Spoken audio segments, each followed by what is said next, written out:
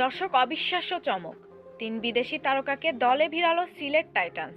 BPL খেলতে ঢাকায় পৌঁছালেন ট্রাভিস হেড, জুফরা আচার ও স্যাম কারেন। দর্শক, বিস্তারিত জানুন পুরো প্রতিবেদনে। Bangladesh premier league BPL super 4-এ ফাইনালে ওঠার লড়াইয়ে বিশাল বড় চমক দিল সিলেট টাইটান্স।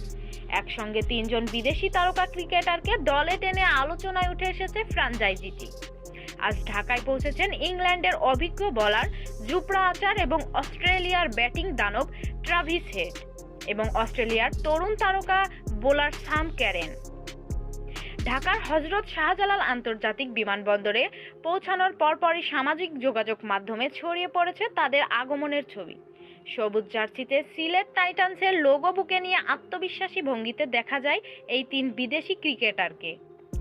দলের ম্যানেজমেন্ট সূত্র জানায়, চলমান বিপিএল এ ফাইনালে উঠতেই শক্তিশালী স্কোয়াড গঠনের লক্ষ্যই এই 3 জনকে দলে নেওয়া হয়েছে।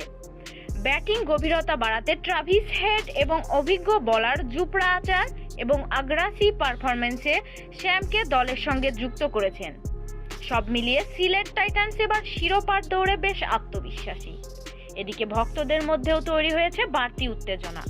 অনেকেই মনে করছেন এই 3 বিদেশি তারকার আগমনে সিলেট টাইটান্সের দল আরও ভারসাম্যপূর্ণ ও ভয়ঙ্কর হয়ে উঠেছে।